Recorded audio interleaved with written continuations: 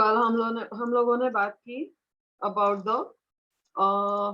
hybridization and the methods used in hybridization, overall technique. So today we are going to talk about the next method of breeding, and that is mutation breeding.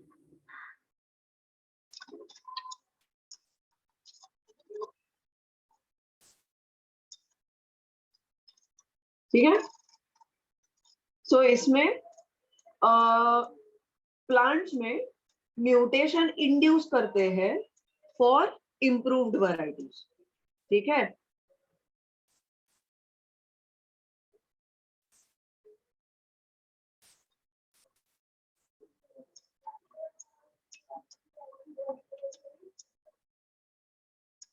Mutation is induced in plants to improve variety.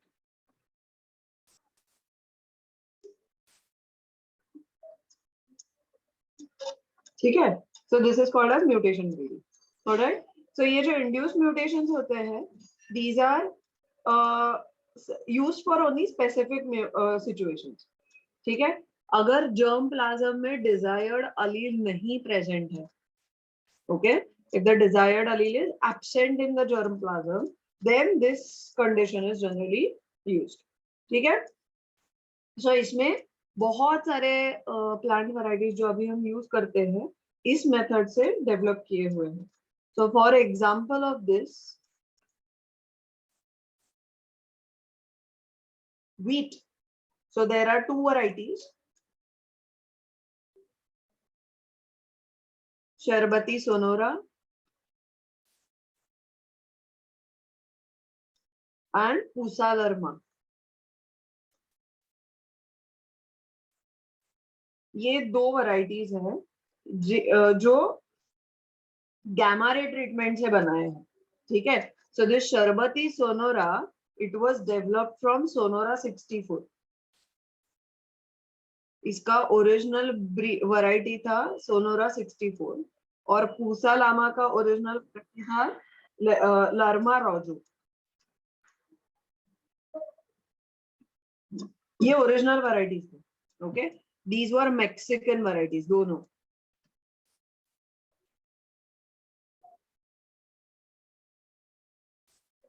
ठीक है. ये दो Mexican varieties थे. इनको क्या किया, gamma रे से इनको ट्रीटमेंट दिया.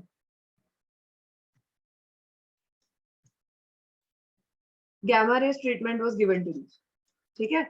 और इसकी वजह से इनमें म्यूटेशन हुआ और जो वैरायटीज चाहिए थे, जो डिजायर्ड कैरेक्टर्स चाहिए थे, वो ऑब्टेन हुए. सो सोनोरा 64 से बना शरबती सोनोरा और लर्मा रोजो से बना पूसा लर्मा. ठीक है. सो ये this was Sharbati Sonora was developed by Dr. Swaminathan, who is known as the father of green revolution in India.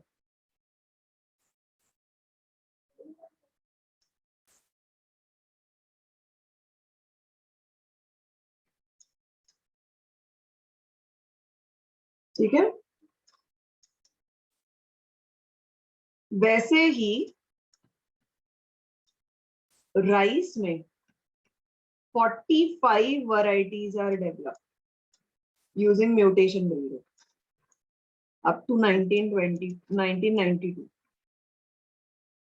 45 varieties ऐसे डेवलप किए बाय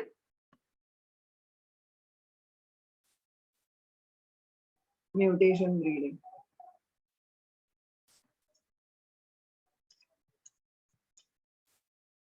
ठीक है. सो फॉर एग्जाम्पल दो वैरायटीज जो है इंपॉर्टेंट वैरायटीज, एक है रेमेई और दूसरा है एटोमिता 2.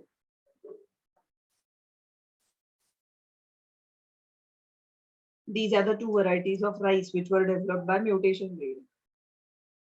Okay. मूंग में येलो मोजाइक वायरस से रेजिस्टेंस चाहिए, इसलिए नए वैरायटीज डेवलप हुए.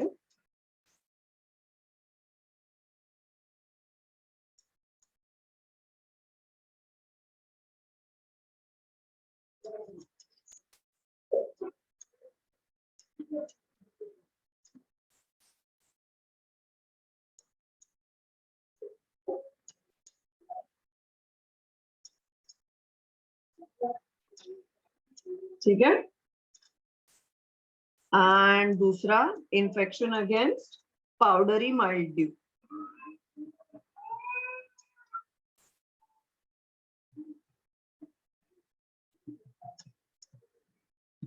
इन दो डिसीजेस के अगेंस्ट रेजिस्टेंस डेवलप करने के लिए म्यूटेशन ब्रीडिंग से नया वैरायटी डेवलप किया, but there are certain limitations also of this mutation breeding.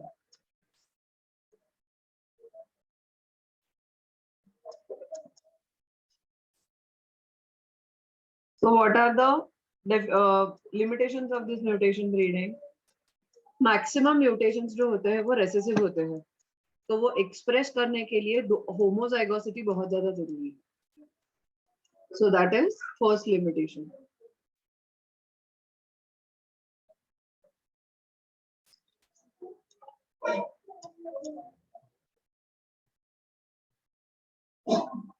Second is mutation का रेट बहुत स्लो होता है, सॉरी लो होता है।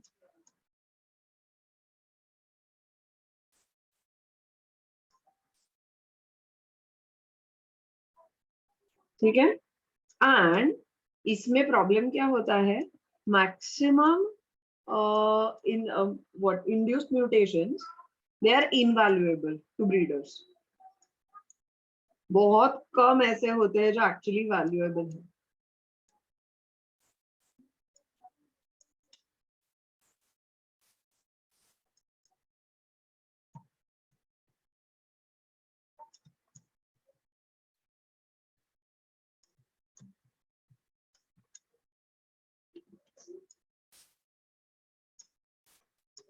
एंड म्यूटेशन की स्टेबिलिटी, कि वो जनरेशन टू जनरेशन ऐसे ही रहेगा और स्टेबल रहेगा, ये बहुत ज्यादा, इसकी गारंटी बहुत कम है।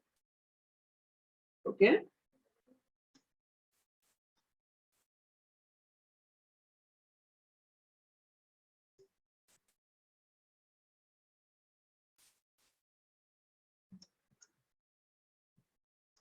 ठीक है। तो कभी कभी ऐसा होता है कि कुछ म्यूटेंट्स जो होते हैं, म्यूटेंट्स मतलब जिनमें म्यूटेशन हुआ है ऐसा प्लांट, उसको कहते हैं म्यूटेंट। तो बहुत बार ऐसा होता है कि कुछ म्यूटेंट्स रिवर्ट हो जाते हैं, फिर से ओरिजिनल ब्रीड जो था उसी पे आ जाते हैं। Okay, this happens sometimes and that's why उसकी जो स्टेबिलिटी है, ये स्टेबिलिटी बहुत ही कम है। ठीक है, समझ में आया है mutation breeding? Yes, ma'am. Now write it down.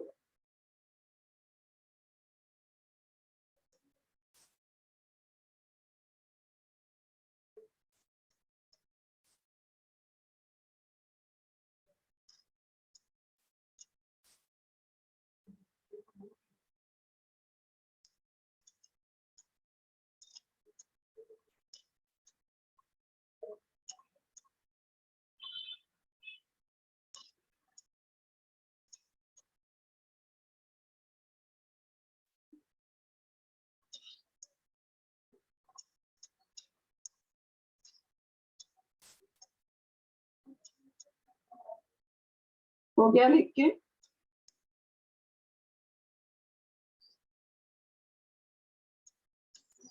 Done, ma'am. Done? Sure.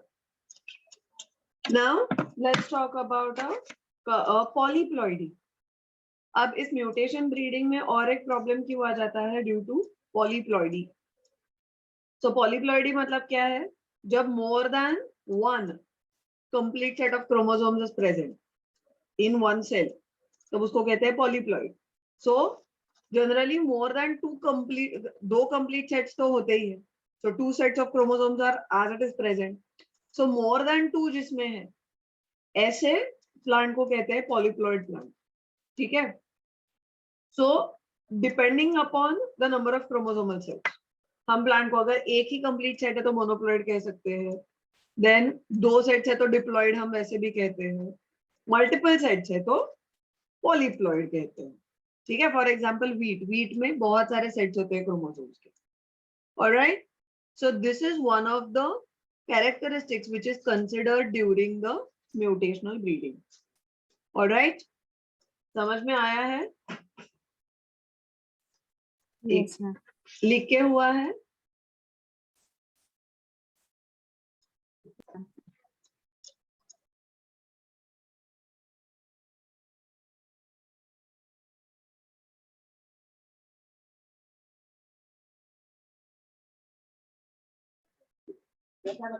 चलो, now let's talk about applications of plant breeding.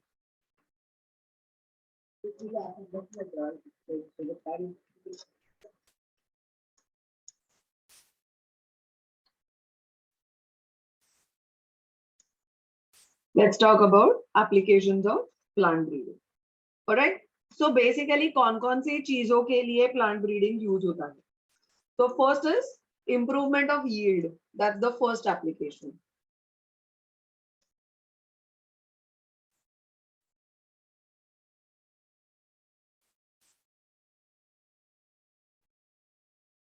Yield plant का improve करने के लिए, crop का yield improve करने के लिए plant breeding करते हैं.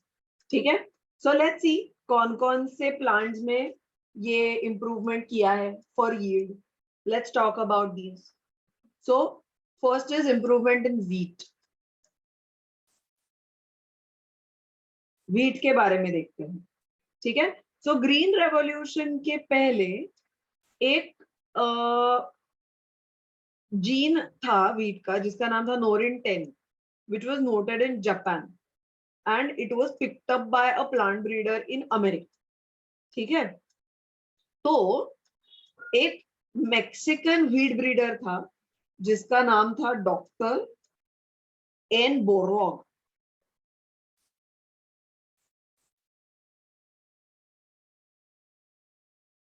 इस एन बोरलॉग ने ड्वार्फ वैरायटीज डेवलप किए व्हीट के,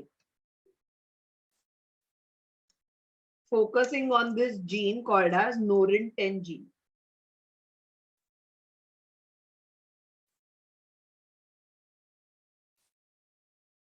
इस जीन पे फोकस करके इस डॉक्टर एन बोरलॉग ने 2 ड्वार्फ व्हीट वैरायटीज डेवलप की.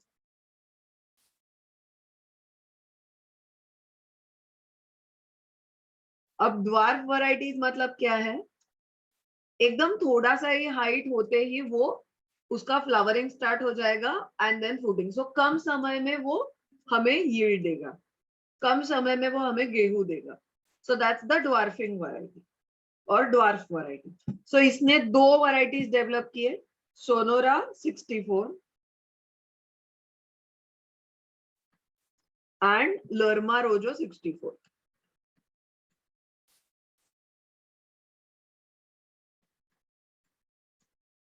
ऐसे 2 वैरायटीज डॉक्टर बोरलॉग ने डेवलप की.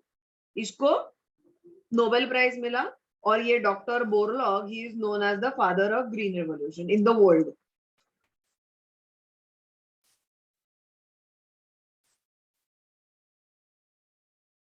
ठीक है? ये जो 2 वैरायटीज थे, ये वैरायटीज और जापानीज ने इस जीन को दिमाग में रख के ड्वार्फ वैरायटी निकाला. तो जापानीज लोगों ने ड्वार्फ वैरायटी का नाम दिया नोरिन 10. This was Japanese dwarf wheat. ठीक है? सो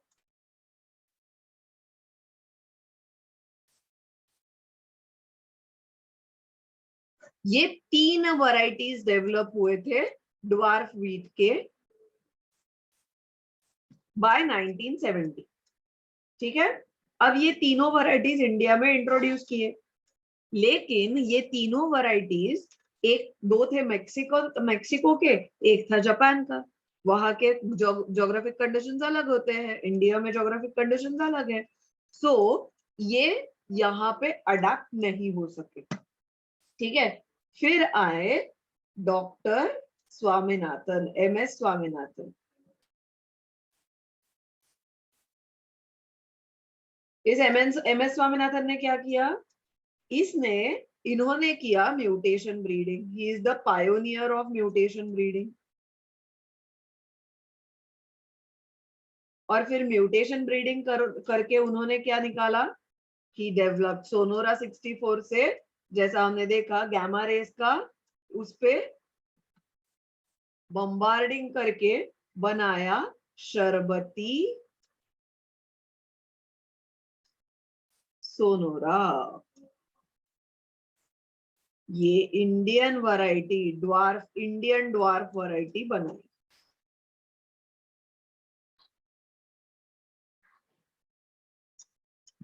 And that's why Dr. Swaminathan is known as father of green revolution in India. ठीक है। अब इसके बाद ऐसे बहुत सारे वीट के वैरायटीज डेवलप हुए।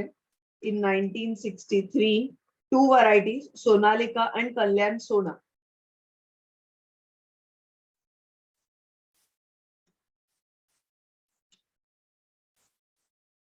ये दो वैरायटीज डेवलप किए। ये कैसे थे? These were high yielding and disease resistant.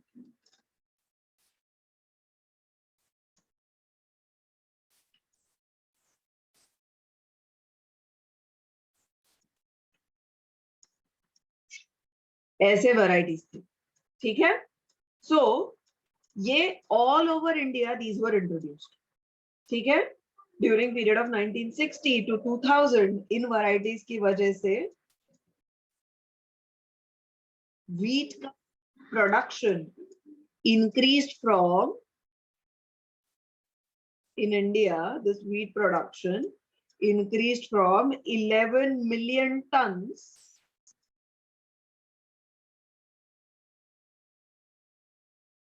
to 25 million tons due to these varieties. The production of wheat in India increased so much. So यहाँ पे तुम लोगों को ये शरबती सोनोरा याद रखना है, सोनालिका याद रखना है, कल्याण सोना याद रखना है। These are Indian varieties. And also हाँ ठीक है, and पूसा लर्मा also. और सोनोरा 65, लर्मा रोजो 65 और नोरिन 10 ये फॉरेन वैरायटीज है जो इंडिया में अडॉप्ट नहीं हो पाए। ये नाम याद रखो, नामों पे क्वेश्चन आते हैं। Now let's talk about the rice varieties which were developed for improve in yield. अब ताइवान में इसका Taiwan people they noticed the dwarfing gene. इन्होंने एक ड्वार्फिंग जीन इसका नोटिस किया। अब उन्होंने उनकी लैंग्वेज में इसको नाम दिया डीजियो वुजेन।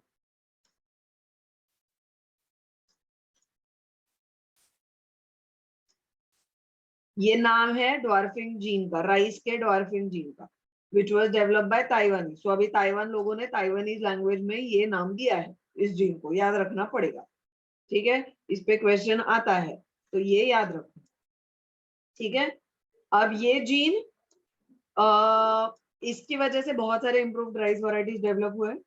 This was picked up by Manila IRRI, international rice research institute, और इन्होंने दो हाई यील्डिंग वैरायटीज डेवलप किए। कौन से किए?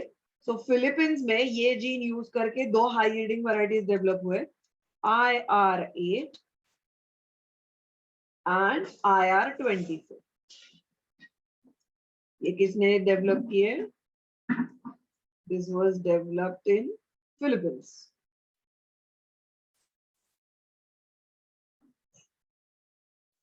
ठीक है, मनीला में।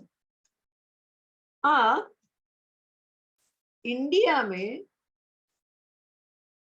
साइंटिस्ट थे गुरुदेव खुश, गुरुदेव एक्चुअली।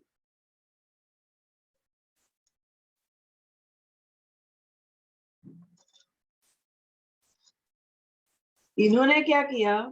इन्होंने 13 अलग अलग वैरायटीज क्रॉस किए राइस के from 6 different countries and wild rice.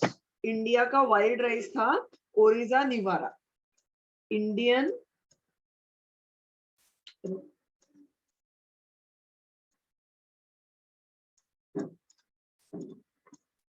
Wild rice variety कौन सी थी? ओरिजा निवारा।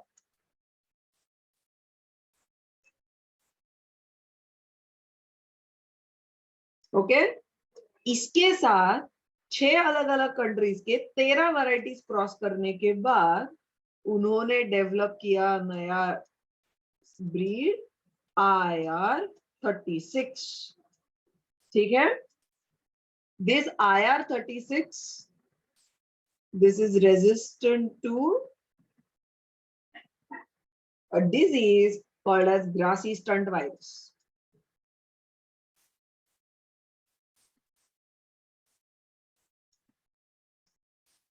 ग्रासी स्टंट वायरस को ये रेजिस्टेंट है, तो वो उसमें कोई डिजीज कॉज नहीं करता। ठीक है, and this IR36 is a high yielding variety of rice.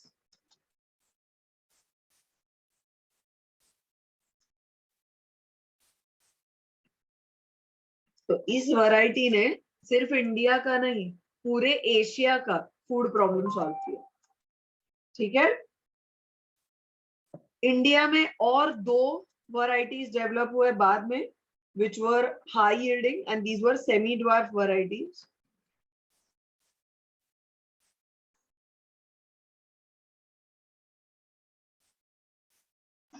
कौन से थे? Jaya and Ratna.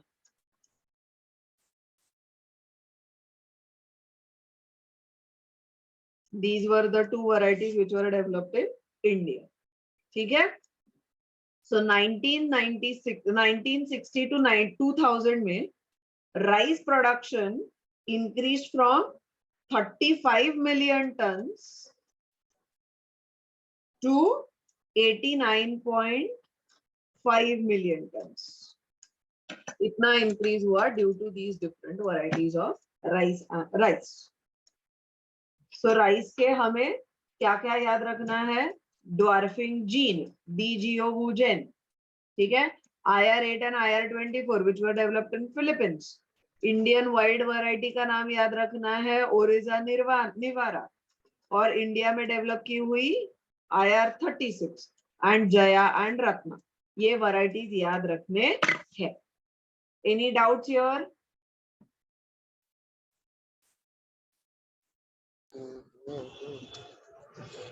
No? Write this down, then we'll talk about the sugarcane.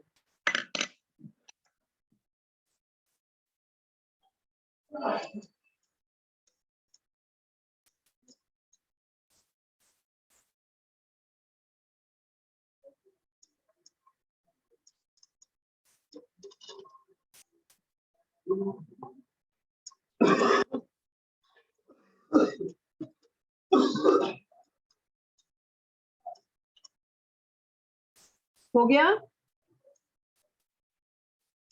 Yes, ma'am. जाए आगे. Now let's talk about improvement in sugarcane.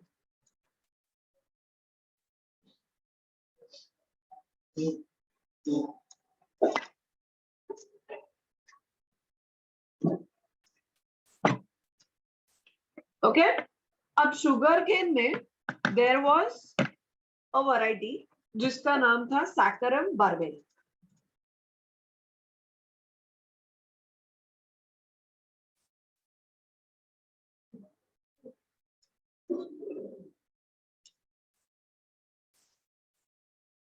Okay, which was from North India. अब इस variety में क्या था? शुगर कंटेंट बहुत कम था, लेकिन ये ओके, और इसका स्टेम भी थिन था, तो इसमें क्या था? Low sugar content.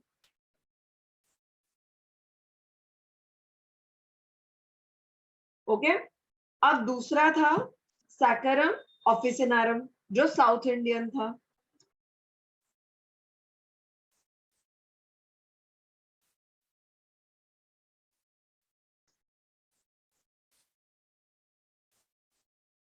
ठीक है, this was south Indian.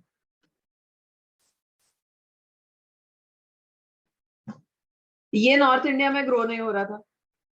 Okay, इसका क्या था? इसका स्टेम थिक था, एंड हाई शुगर कंटेंट था, लेकिन ये नॉर्थ में ग्रो नहीं होता था।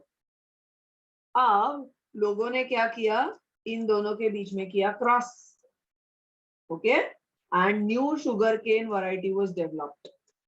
सो न्यू शुगर केन वैरायटी जो था, उसके क्या क्या कैरेक्टरिस्टिक्स थे? These were having high sugar content,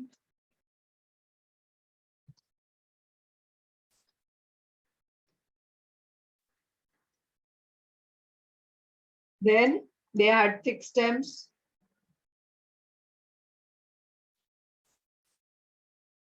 and they could grow in North India.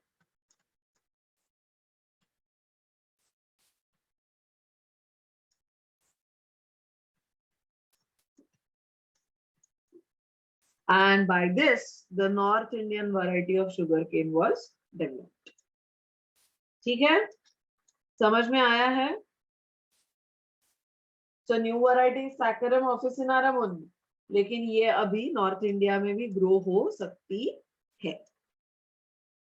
Alright, इसी की तरह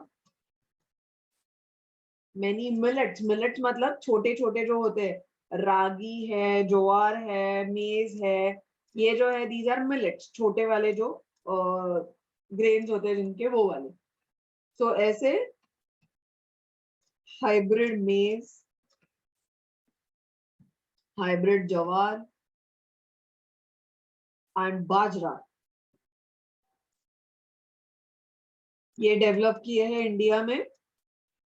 सो इसकी वजह से क्या हुआ है? Higher yield and resistance to water stress.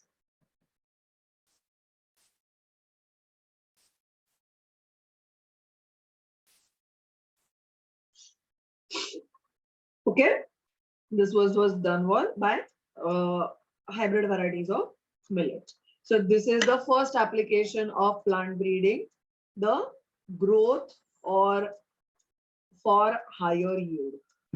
Second application is for the disease resistance.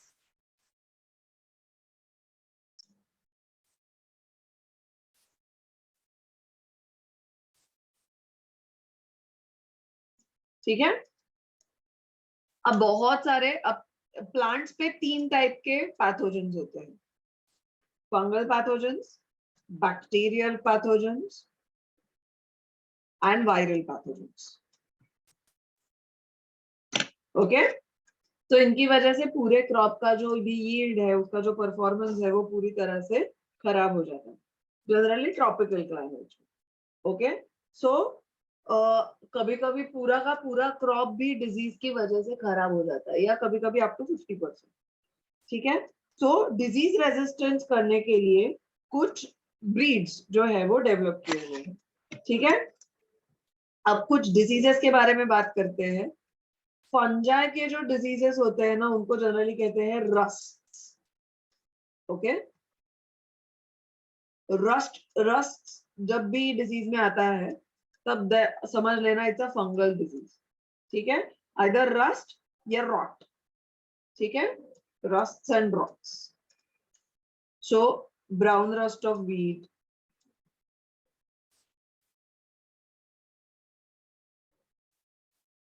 red rot of sugarcane,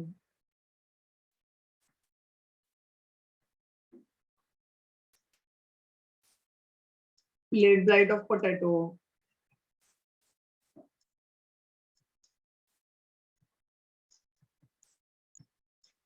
ये सारे फंजाई से डेवलप होते हैं। ओके, बैक्टीरिया से होता है, बैक्टीरिया से भी रॉट्स होते हैं। रॉट होना मतलब वो ऐसा सड़ गया है, ऐसा दिखता है। Okay, so that is black rot of क्रूसिफर्स।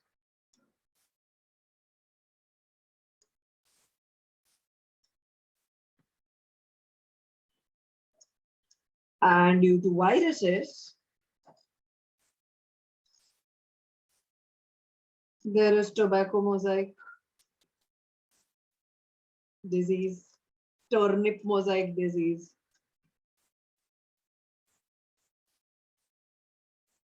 ऐसे बहुत सारे डिजीजेस इन वायरसेस की वजह से होते हैं, ठीक है. So there are many crop varieties which are developed by hybridization and selection which overcome this diseases. So they are going to resist the diseases caused due to fungi, bacteria and viruses. ठीक है. So ये लिख लो. Then we'll talk about we'll write the varieties which are developed against some diseases. ठीक है. Just let me know once you're done writing this.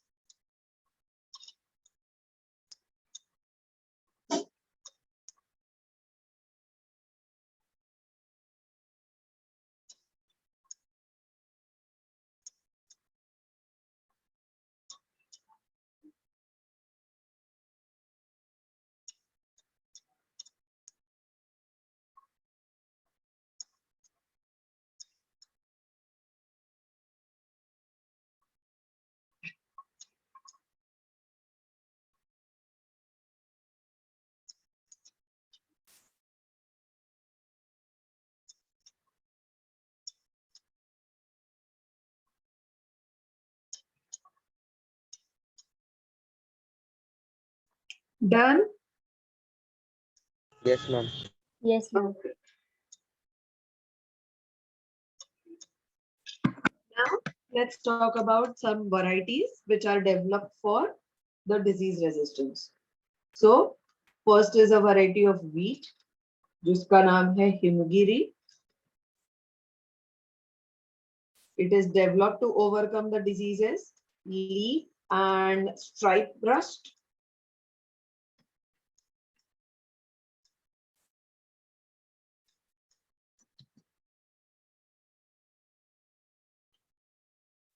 हिल बंट. ये दो diseases को overcome करने के लिए this Himgiri variety is developed. ठीक है. This is the crop, this is the variety and these are the diseases against which we are developing the variety. So this is wheat. Next is brassica. Mori. Okay. So Pusa swarnim.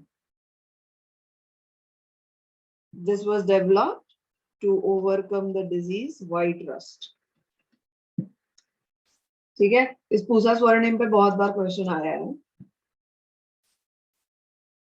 Then is cauliflower. There are two varieties. एक है Pusa Shubhra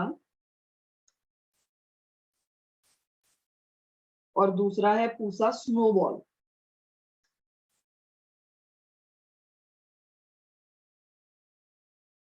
K1.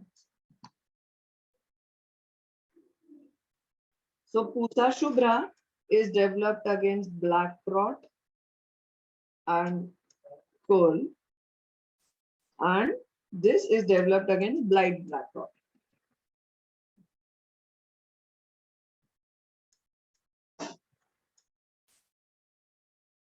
Then is Cowpea. इसकी variety है पूसा कोमल. Developed again to fight against disease bacterial blight.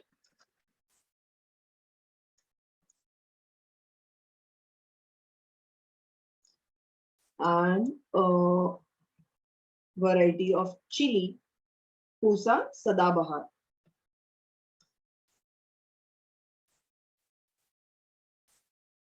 This is developed to fight against the disease chili mosaic virus.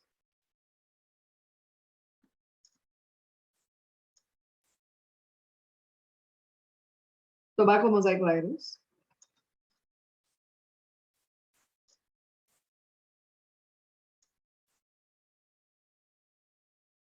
and leaf curl. ठीक है। अब बहुत सारे जो वाइल्ड वैरायटीज थे, हमने जब जर्म प्लाज्म के बारे में बात की तो हमने कहा कि जर्म प्लाज्म में वाइल्ड वैरायटीज बहुत ज्यादा इंपॉर्टेंट है इंक्लूजन। व्हाई? क्योंकि wild varieties are generally resistant to all the diseases. Okay, so they are needed to introduce the resistance genes into high yielding qualities. So क्या करते हैं, wild variety का disease resistance gene और high yielding variety का जो gene high yield कर रहा है वो दोज विल बी फोकस्ड। ठीक है। सो अनदर इज भिंडी, ओकरा। ओके, भिंडी का resistance gene was transferred from wild species into a new species. ठीक है। सो भिंडी की वाइल्ड वैरायटी थी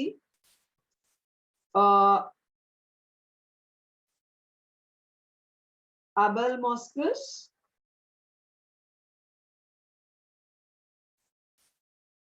esculentus, sorry.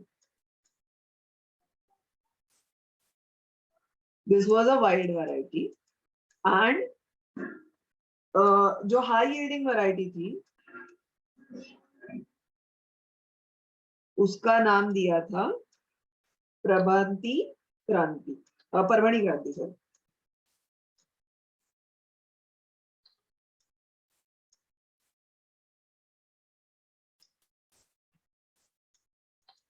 ठीक है। So this was resistant against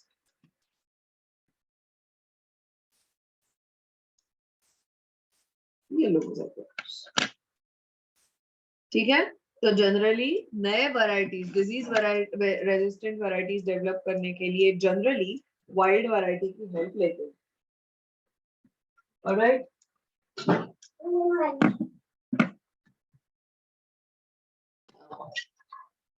now let's talk about the third application, and that is for developing resistance to insect pests.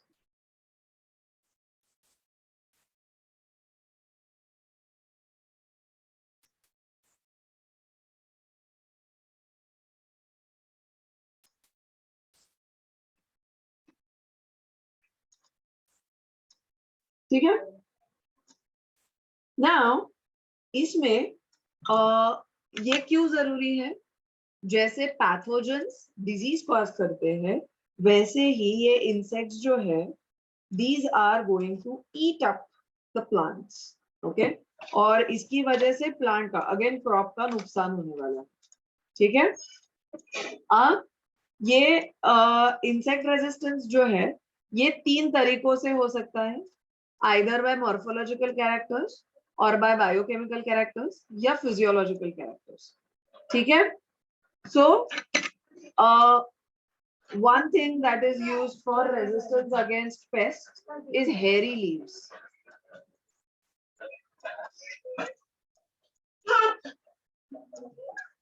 ठीक है। सो हेरी लीव्स क्यों यूज करेंगे? सो हेरी लीव्स जिन प्लांट्स के होते हैं उन पे इंसेक्ट पेस्ट कम आते हैं। ठीक है। So another thing is another modification, morphological modification of plants which is responsible for less insect which is responsible for insect resistance is solid stem. Solid stems मतलब थोड़े, अब ये जो सारे क्रॉप्स है ये ज्यादा बड़े बड़े ग्रो नहीं होते, ये छोटे ही रहते हैं, तो इनके स्टेम्स जो है वो टेंडर स्टेम्स है। So what exactly is done is, इनके अगेंस्ट रेजिस्टेंस चाहिए तो उसके लिए क्या करते हैं, अगर स्टेम वुडी है और बड़ा है तो the insect will not be able to perforate through it. ठीक है, उसका परफोरेशन नहीं हो पाएगा. All right, and that's why a solid stem, it also resists the diseases. ठीक है? Okay. Another thing is, ये हुआ morphological modification. Next is biochemical modification. So biochemical modification में आता है high concentration of aspartic acid.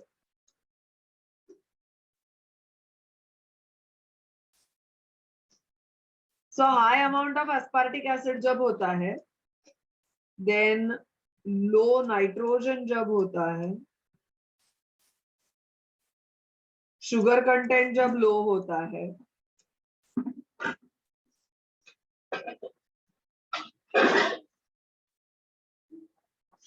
तो ऐसे सारे कंडीशंस में जनरली इंसेक्ट्स कम अटैक करते हैं. ठीक है? So this leads to resistance against some insects.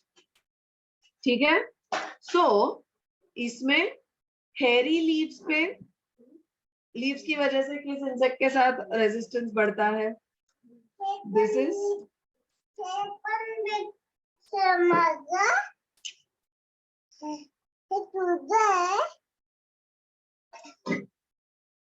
jacids.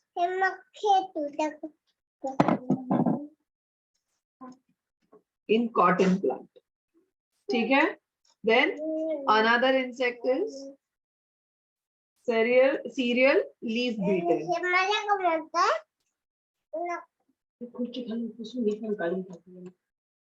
एक सेकेंड होल्ड करो.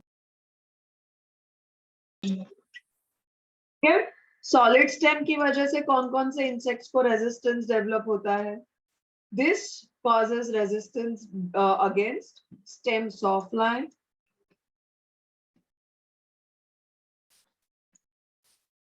smooth-leaved, and then bollworms.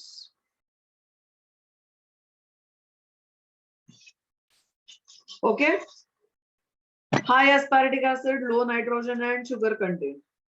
इसकी वजह से रेजिस्टेंस आता है अगेंस्ट मेज स्टेम बोरर्स. इन तीनों की वजह से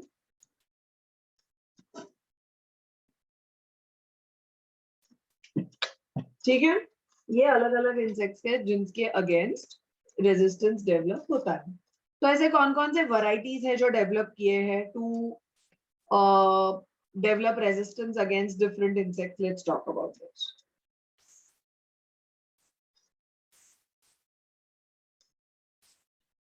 So first is Brassica, rapeseed mustard,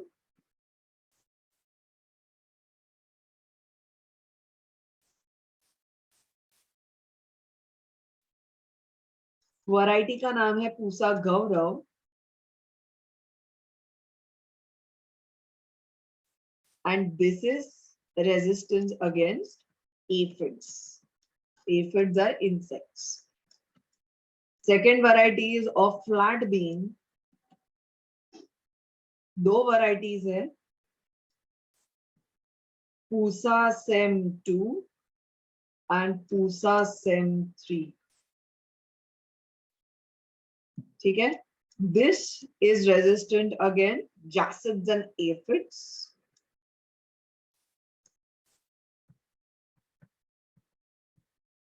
And this is resistant against fruit borer.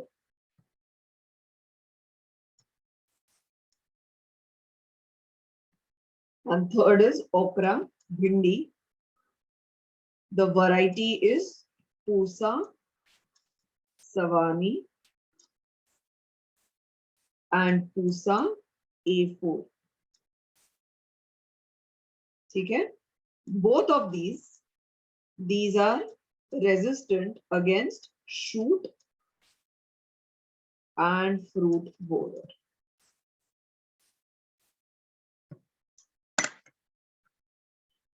समझ में आया है?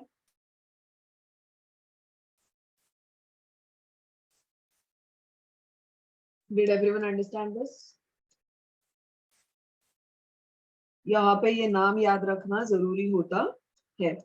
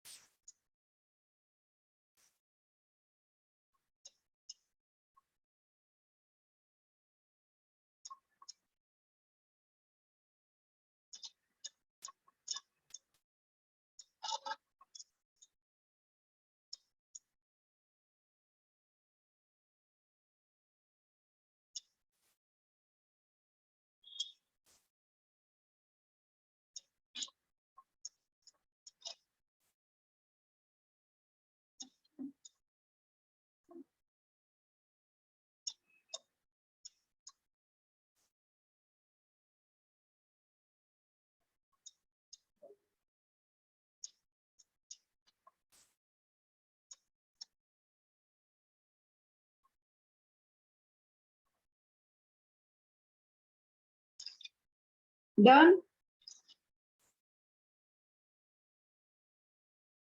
Yes, ma'am. Okay. Now let's talk about the fourth application of plant breeding, and that is for improved food quality.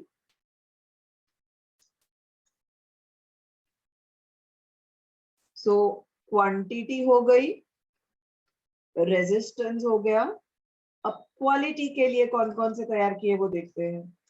Okay, so in the world, entire world, there are more than 840 million people who do not have adequate food.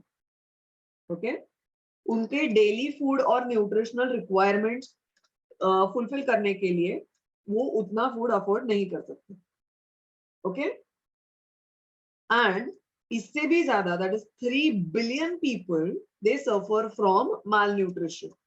Okay, so almost half the population in world, it suffers from malnutrition, protein and vitamin deficiency, और जिसको कहते हैं hidden hunger. Hidden hunger क्यों? क्योंकि वो fruits, vegetables, legume, fish वगैरह नहीं खरीद सकते, तो जो मिल रहा है उसी से वो खा रहे हैं, तो उनको न्यूट्रिशन नहीं मिल रहा है. ठीक है, सो अगर ये सारी चीजें नहीं मिल रही है तो उससे बहुत सारे इसेंशियल माइक्रोन्यूट्रिएंट्स जो होते हैं, iron, vitamin A, iodine, zinc, जो लाइफ स्पैन कम करते हैं या मेंटल एबिलिटीज कम करते हैं, ऐसे न्यूट्रिएंट्स कम मिलते हैं. ठीक है, so now to overcome all this, there was a method that was done जिसको कहते हैं bio fortification.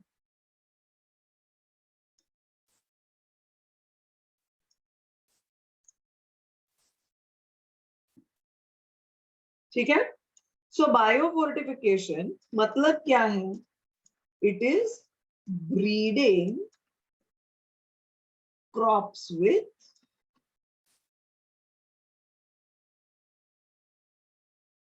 higher levels of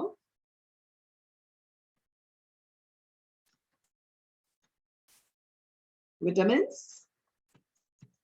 and minerals या प्रोटीन्स. ठीक है, सो जिसकी वजह से ये खाने से जो चीप होंगे like cost wise, but they will have high nutritional value. ऐसे क्रॉप ब्रीड करना, इसको कहते हैं बायो फोर्टिफिकेशन. ठीक है, सो इससे क्या क्या बढ़ेगा? प्रोटीन कंटेंट बढ़ेगा, फैट कंटेंट बढ़ेगा, विटामिन कंटेंट बढ़ेगा, माइक्रोन्यूट्रिएंट्स और मिनरल कंटेंट बढ़ेगा. ये सारे कंटेंट बढ़ाने के लिए ऐसे वैरायटीज डेवलप किए हैं. ठीक है, सो इन 2000 मेज हाइब्रिड बनाया था. इस मेज हाइब्रिड में क्या था? It contained twice the amount of amino acids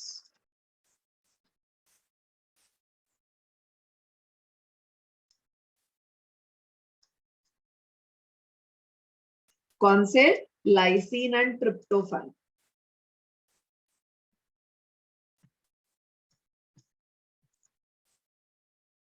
ये दो अमाइनो एसिड बहुत हाई अमाउंट में थे, इसमें डबल द अमाउंट जो नॉर्मल मेज में होते हैं उससे भी। ठीक है, so this maize hybrid was developed for increase in these amino acids. These are essential amino acids. Then a wheat variety जिसका नाम था Atlas 66 was developed. इसमें क्या था? हाई प्रोटीन कंटेंट था। आइडियली व्हीट में कार्बोहाइड्रेट्स ज्यादा होते हैं, लेकिन इसमें हाई प्रोटीन कंटेंट था अलोंग विद कार्बोहाइड्रेट्स। ठीक है, ये एटलस 66 पे बहुत बार क्वेश्चंस आते हैं, ये याद रखना है कुछ भी करके। ठीक है, now there was one rice variety which was developed, which was iron fortified, मतलब जिसमें आयरन का कॉन्सेंट्रेशन था।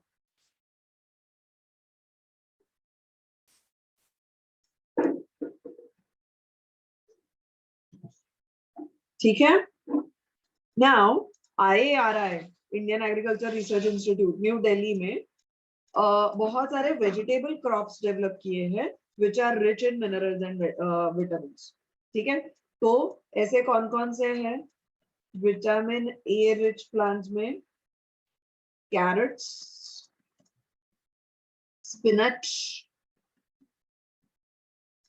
And pumpkin. These are developed which were iron containing, oh sorry, vitamin A rich vegetables.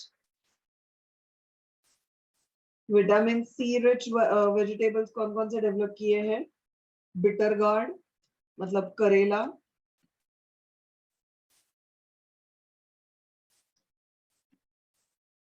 बथुआ, mustard and tomato.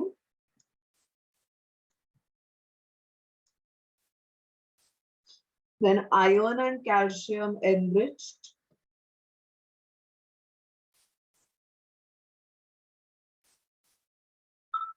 spinach and bathua.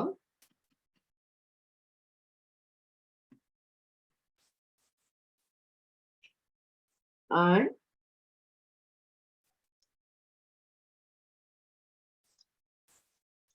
protein enriched broad beans, labab beans, French beans, and garden peas. Broad, labab, French beans, ये तीनों type है beans के। And garden piece, ये सारे enriched varieties develop किए हैं। ठीक है, समझ में आया है? Yes, ma'am. Oh, write this down. So this is about the applications of plant breeding. Now we are going to talk about the next method, and that is plant tissue culture. ये plant tissue culture बहुत important part है और इस पे questions आते हैं। So ये लिख लो, then we'll talk about the plant tissue culture.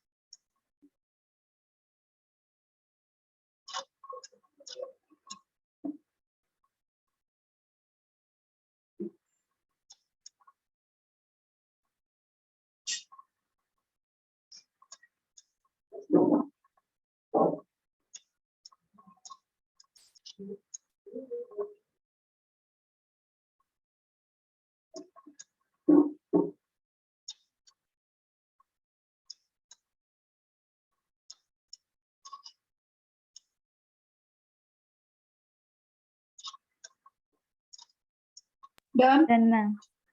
Okay. Sure. So now let's talk about the plant tissue culture.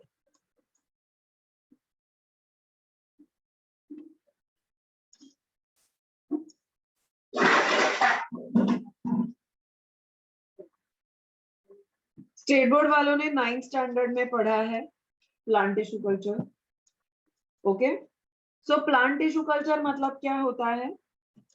This is one of the most latest and most promising method for crop improvement. ठीक है, जब किसी plant में कोई भी conventional method work नहीं करता है, ठीक है, सो हमने अब तक जो भी सारे मेथड्स देखे दोज आर कन्वेंशनल मेथड. सो जब कोई कन्वेंशनल मेथड वर्क नहीं करता तो ऐसे प्लांट्स को प्लांट में हाइब्रिड करने के लिए या नया वैरायटी डेवलप करने के लिए प्लांट टिश्यू कल्चर यूज करते हैं. ठीक है, अब प्लांट टिश्यू कल्चर जो है उसका बेसिक प्रिंसिपल क्या है? Why this is possible? It's because of the property of totipotency. Okay, so plant cell is totipotent in nature. मतलब क्या है टोटिपोटेंट? मतलब क्या होता है? जो हमेशा ग्रो होते रहता है and it can grow in any kind of cell. That's called as totipotent. Okay, so it can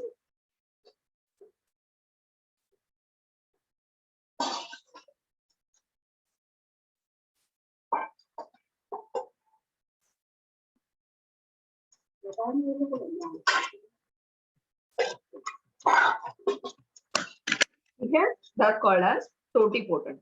And because plants have these totipotent cells, the plant tissue culture technique is possible. ठीक है, सो मतलब मैं एक भी cell plant का निकालती हूँ, meristematic cell, तो उस सेल से मैं पूरा का पूरा प्लांट डेवलप कर सकती हूँ. That one cell can develop in any kind of cell in the plant. ठीक है, सो प्लांट टिश्यू कल्चर में होता क्या क्या है? पहले प्लांट सेल्स को पहले टिश्यू में ग्रो करना है, टिश्यूज को ऑर्गन में ग्रो करना है, and then it will be developed into a plantlet. So ये जो मेथड है it is in vitro method. In vitro मतलब जब सेल्स बॉडी के बाहर निकाल के उससे एक्सपेरिमेंट करते हैं, उस पे एक्सपेरिमेंट करते हैं आउटसाइड द बॉडी, तब उसको कहते हैं इन विट्रो मेथड. ठीक है, एक कल्चर मीडियम लेके उसमें हम प्लांट के सेल्स को ग्रो करेंगे और उससे पूरा का पूरा प्लांट बनाएंगे. अब तक हमने जो देखा those were in vivo, plant के अंदर कर रहे थे. अब हम प्लांट के बाहर सेल्स निकाल के कर रहे हैं तो इसको कहते हैं इन विट्रो मेथड. ठीक है, सो जो प्लांट का पार्ट प्लांट से निकाल के प्लांट टिश्यू कल्चर के लिए यूज करते हैं, plant part used for tissue culture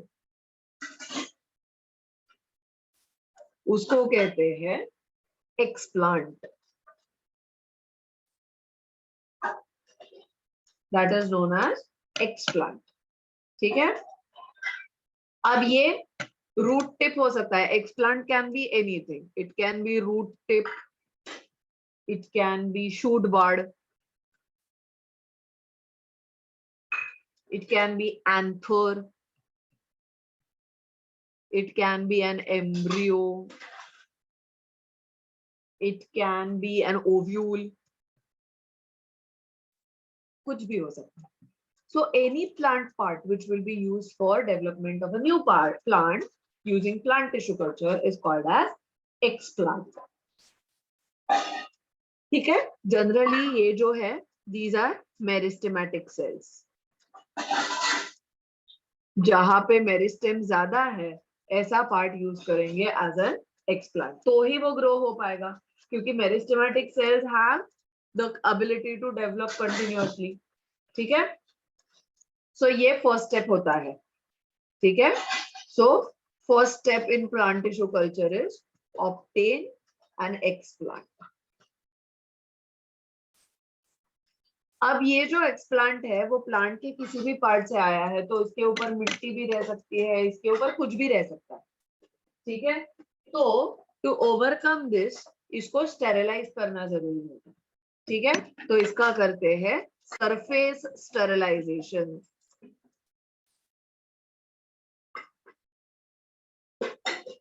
surface sterilisation मतलब क्या है? सिर्फ उसका सरफेस जो है उससे हार्मफुल माइक्रो ऑर्गेनिज्म निकाल देंगे. ठीक है. So the surface is cleaned bye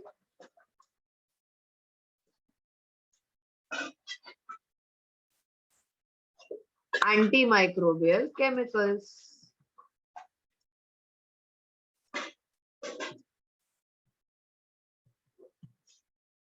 ठीक है. इसको कहते हैं सरफेस स्टेरिलाइजेशन. सो यहाँ पे कौन कौन से एंटीमाइक्रोबियल केमिकल्स यूज करते हैं? Sodium hypochloride,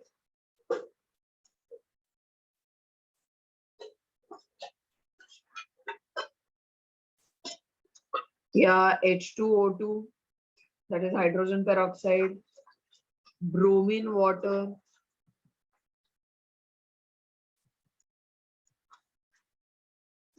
ethanol. These are used as surface sterilizing chemicals. ठीक है. इसी के साथ साथ तो ये जो एक्सप्लांट है उसका सिर्फ सरफेस स्टेरिलाइजेशन करेंगे. द इक्विपमेंट्स मतलब सारे फ्लास्क जो है, मीडिया जो है, अल्कोहल जो है, these are sterilized by steam.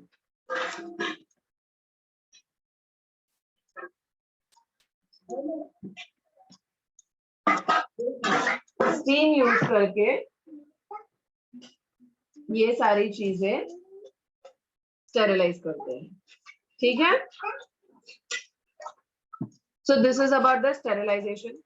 Now let's talk about the culture medium. Culture medium मतलब न्यूट्रिएंट मीडियम जिसपे हम प्लांट ग्रो करेंगे उसको कहते हैं कल्चर मीडियम या nutrient medium.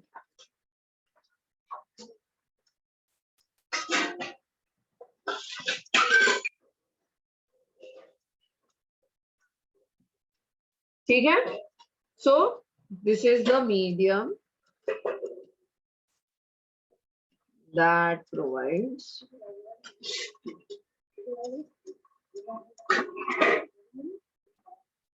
nutrition to explant. ठीक है. उसको कहते हैं न्यूट्रिशन मीडियम. ऑलराइट. सो ये जो स्टैंडर्ड कल्चर मीडियम होता है इसमें क्या क्या होता है? So this contains inorganic salts,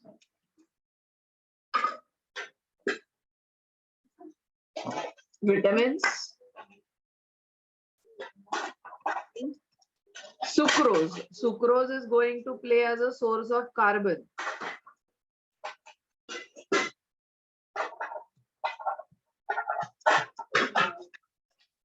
ठीक है. And growth regulators. So growth regulators यहाँ पे जनरली होते हैं auxins and gibberellins.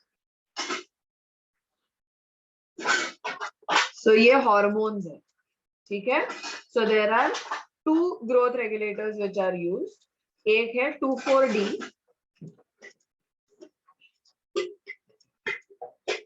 This is an auxin. Then certain cytokinins and benzylaminopurin. ठीक है, that is back.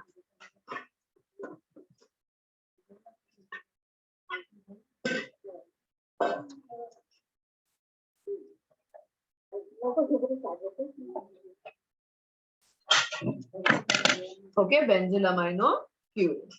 These are the growth regulators which are present in nutrient film. अब cytokinin क्यों चाहिए? Rapid cell growth के लिए चाहिए. ऑक्सिन क्यों चाहिए? अगेन सेल ग्रोथ के लिए चाहिए, सेल डिवीजन के लिए चाहिए एंड ऑर्गेनोजेनेसिस के लिए चाहिए. ठीक है. ओके, इन सारी चीजों के लिए ग्रोथ रेगुलेटर्स बहुत ज्यादा जरूरी होते हैं.